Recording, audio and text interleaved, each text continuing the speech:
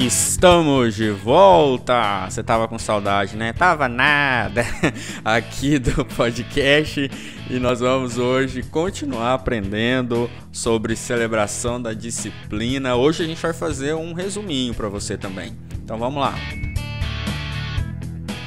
Então, quando nós começamos o nosso estudo da celebração da disciplina, nós fomos falar um pouco sobre como seriam essas disciplinas, certo? Então nós tratamos sobre as disciplinas interiores e as exteriores, ainda não entramos nas disciplinas comunitárias. Dentro da disciplina interior, nós falamos da meditação, que é aquele momento onde você tira para meditar no Senhor, na sua obra, na sua palavra. Também falamos sobre a disciplina da oração, que também é um outro momento onde você vai orar e falar com o Senhor. Falamos da disciplina do jejum, para que você tenha um tempo de jejum com o Senhor. Falamos também da disciplina do estudo, onde você teria que tirar um tempo para estudar a palavra do Senhor, não apenas ler. Essas são as disciplinas interiores, então. Meditação, oração, jejum e estudo, ok? Então, depois nós falamos de mais 3 disciplinas, que é a simplicidade, a solitude e a submissão. Todas elas fazem parte agora das disciplinas exteriores. Então, a simplicidade, a solitude e a submissão. E hoje nós vamos terminar as disciplinas exteriores falando sobre a disciplina do serviço. Então, hoje a nossa disciplina se chama serviço.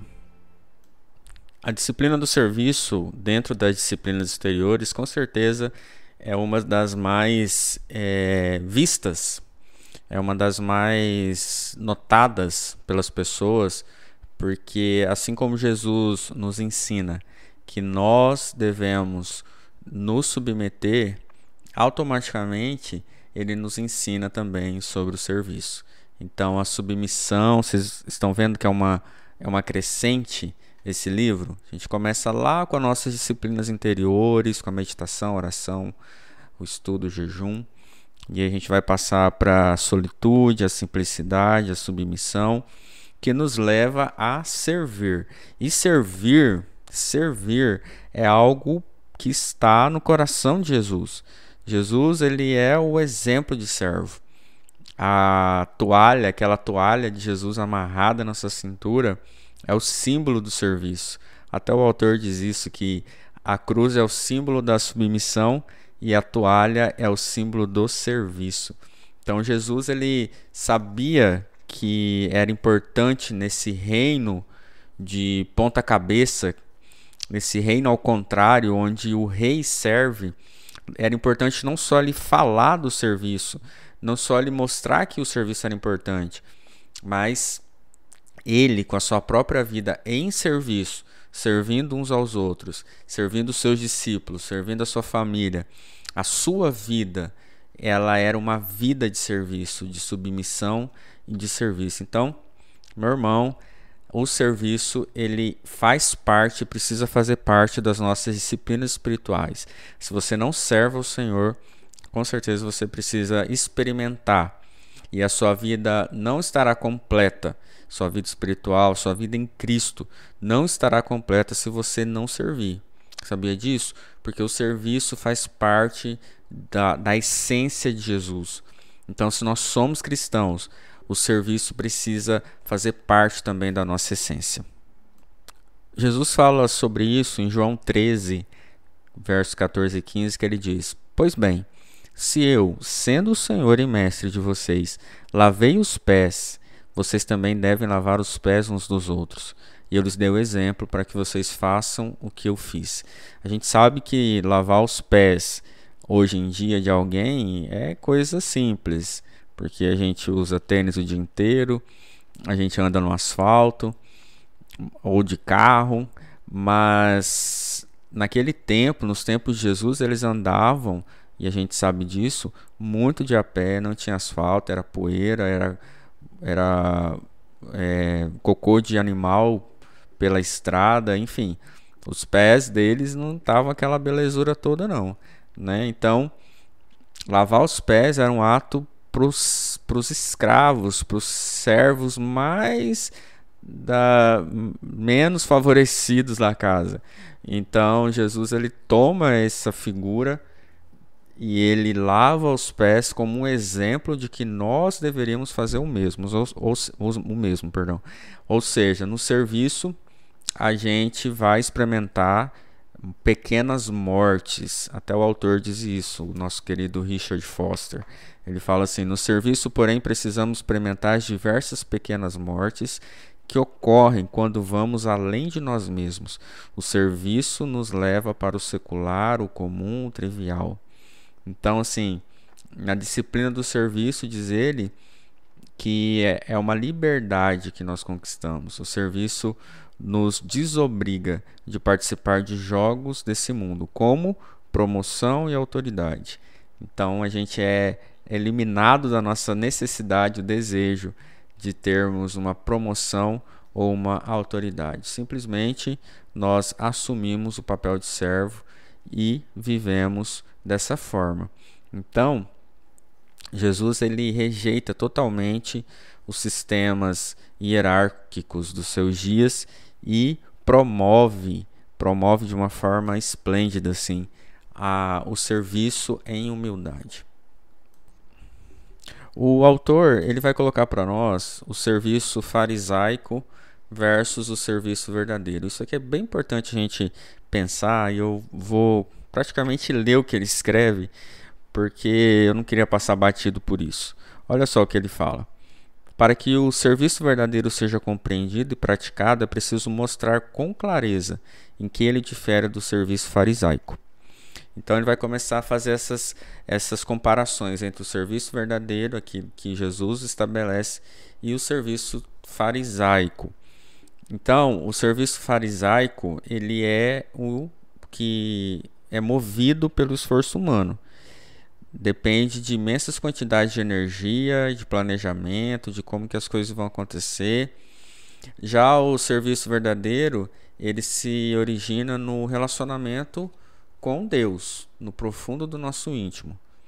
O serviço farisaico, ele fica deslumbrado com posições, com coisas grandiosas. Ele se preocupa com pontuações expressivas. Já no verdadeiro, quase não há distinção entre aquilo que é modesto e aquilo que é importante. Ele indiscriminadamente dá boas-vindas a todas as oportunidades de servir. Então, assim, aquele serviço verdadeiro, ele vê a necessidade de onde estão precisando dele ou da sua ação de serviço, ele vai lá e simplesmente faz. Já o serviço farisaico, ele vive a expectativa de recompensas. Então, ele está sempre esperando ser apreciado, ser agradecido por aquilo que ele fez. O serviço verdadeiro, ele é o contrário, ele descansa. Ele fica tranquilo no seu lugar, sabe o lugar que Deus o colocou. O serviço farisaico, ele tem uma extrema preocupação com resultados, olha isso. Ele fica amargurado quando o retorno é abaixo das suas expectativas. Já o serviço verdadeiro está livre dessa necessidade.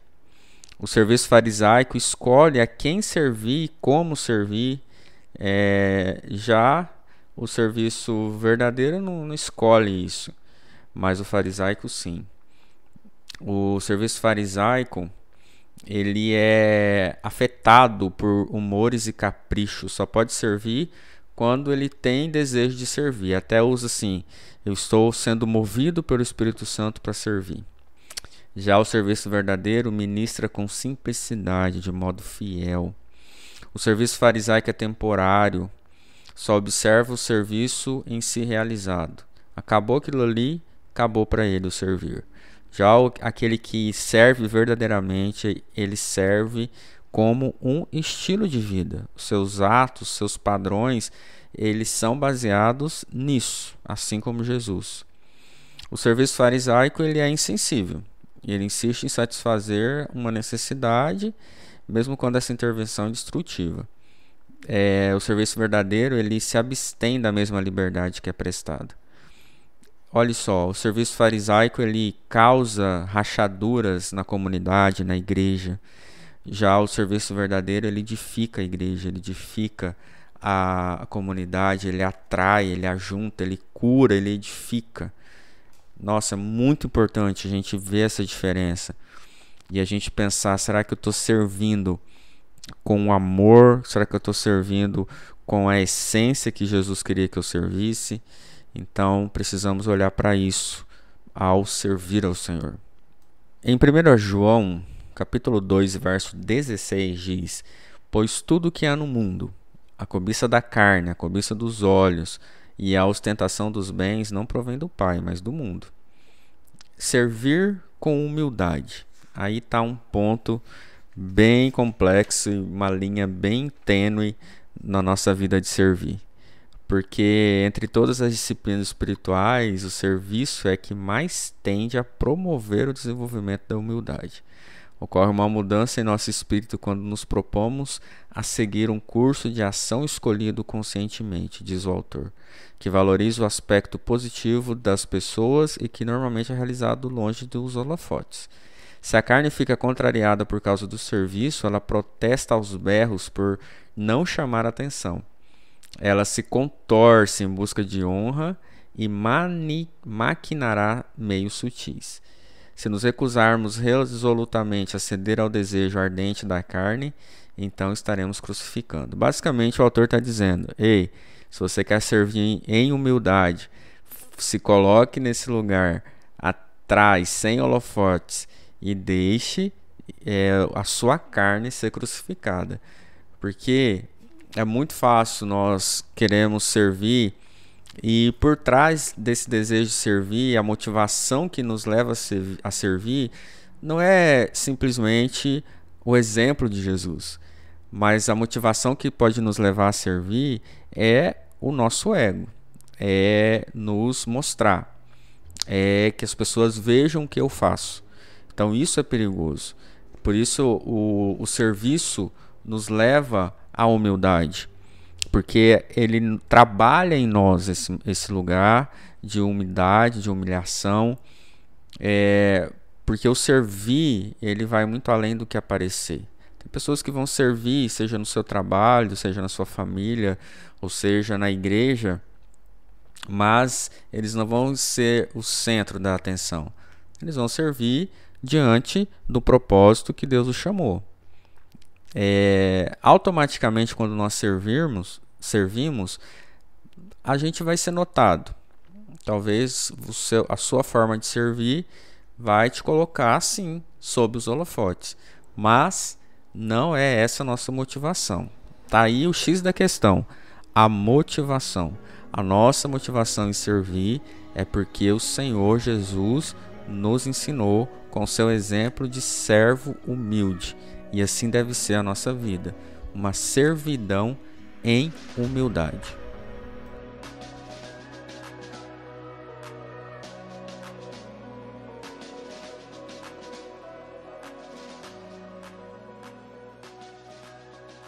E aí, nós decidimos ser servos ou decidimos servir? Há diferença, porque quando nós decidimos ser servos, nós temos que estar dispostos ou dispostos a sofrer humilhação, a sofrer pela submissão. Porque quando nós optamos em ser servos, nós também nos alegramos porque nós não estamos cumprindo as expectativas que as pessoas esperam de nós, mas eu estou fazendo aquilo que o Senhor me chamou, me direcionou com base no seu exemplo, certo? Então eu sirvo, eu sou servo, eu sou escravo de Cristo, então eu sirvo pelo exemplo, eu falo pelo exemplo, eu ministro pelo exemplo, eu sirvo dessa forma de coração aberto. Agora, quando eu escolho servir, aí eu vou estar um pouco mais exposto para as decepções. Quando eu escolho servir, porque é como a gente viu lá no serviço farisaico. Eu escolho quando, como, por quê, de que forma. E aí as minhas expectativas em relação ao o que as pessoas esperam de mim, em relação ao que eu faço, vão aumentar. E também vai aumentar a minha decepção.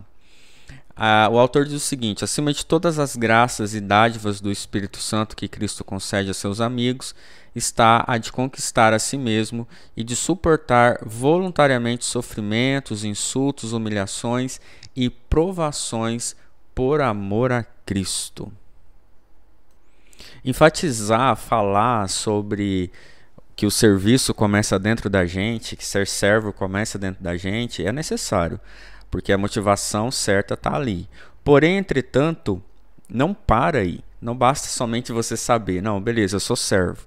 Mas, como a gente está falando de disciplinas exteriores, a servidão ela se mostra em ação, em serviço, em fazer. Por isso o autor aqui ele vai colocar alguns pontos de como servir. Como servir. E eu acho muito interessante, como eu sempre digo, esse livro é bem prático. Então ele vai colocar ações de serviço para as nossas vidas. Ele vai começar falando sobre o serviço das pequenas coisas. Ele cita Dorcas, que está em Atos 9:39, que fala que Dorcas era costureira, né? Costurava, fazia casacos e roupas, mas não para ela. Ela tinha isso como um propósito de servir também as outras pessoas. Então, o pequenos serviços que na verdade se tornam grandes, né? Pequenas ações que se tornam impactantes na vida de alguém, são grandes virtudes. É o ministério das coisas pequenas, que é um serviço diário. Eu me lembro que tinha um irmão aqui na igreja, o irmão Dorival, ele tinha esse ministério das coisas pequenas. Como? Ele ia de casa em casa, pegava, batia na porta, batia a palma e via se essa pessoa tinha 1 quilo de alimento para doar.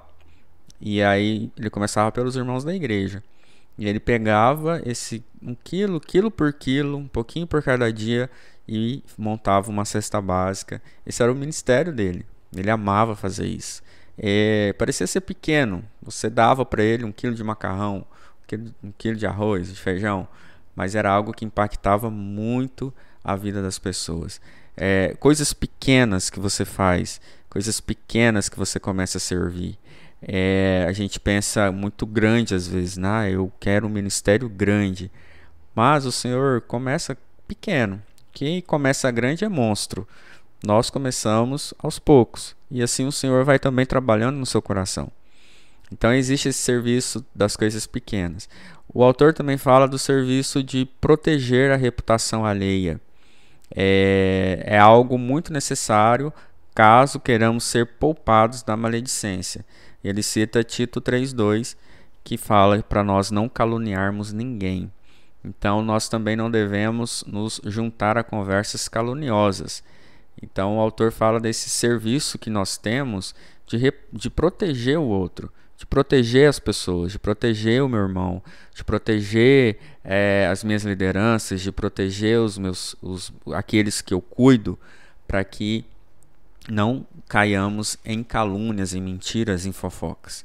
Ele fala também do serviço de ser servido.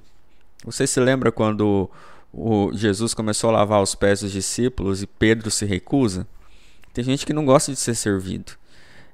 Tem gente que gosta muito de servir, mas se sente constrangido quando é servido.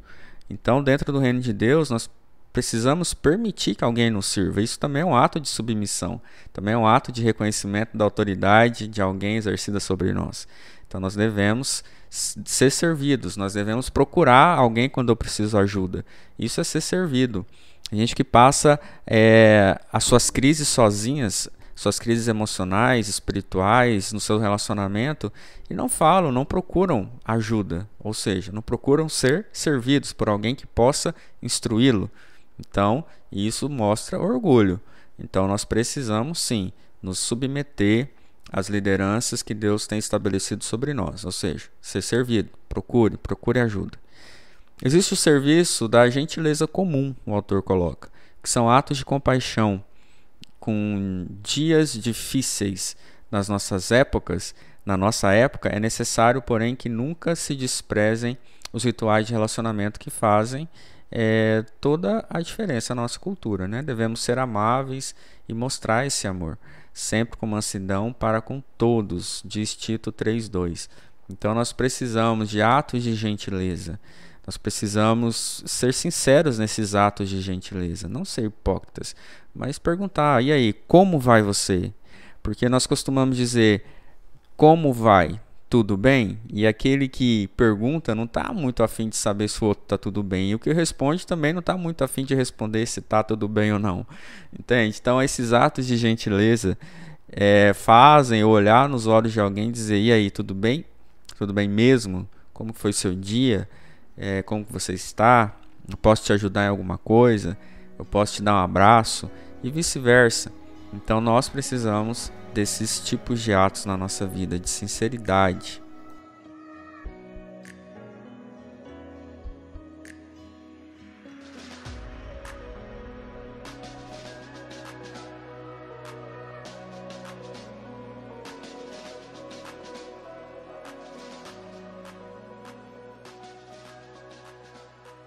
Um outro ato de serviço que ele coloca é o serviço da hospitalidade. 1 Pedro 4,9: sejam mutuamente hospitaleiros sem reclamação.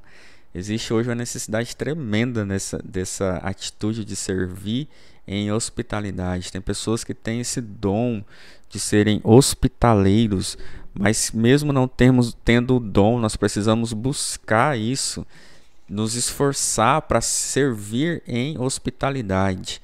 Um outro serviço que ele coloca é o serviço de escutar. Fiz um silêncio aqui para você escutar o silêncio. Tem pessoas que não conseguem nem ficar em silêncio. Tem pessoas que, enquanto alguém está falando com ela, ela já está pensando na resposta que vai dar para essa pessoa. Ou seja, ela não ouve. Ouvir é um ato de amor. Ouvir é um ato de ação também. Nós precisamos estar aptos para ouvir o que as pessoas estão nos dizendo. Então, se alguém te procura para ouvir, ofereça os seus ouvidos em servidão. Ou seja, você vai servir essa pessoa ouvindo ela.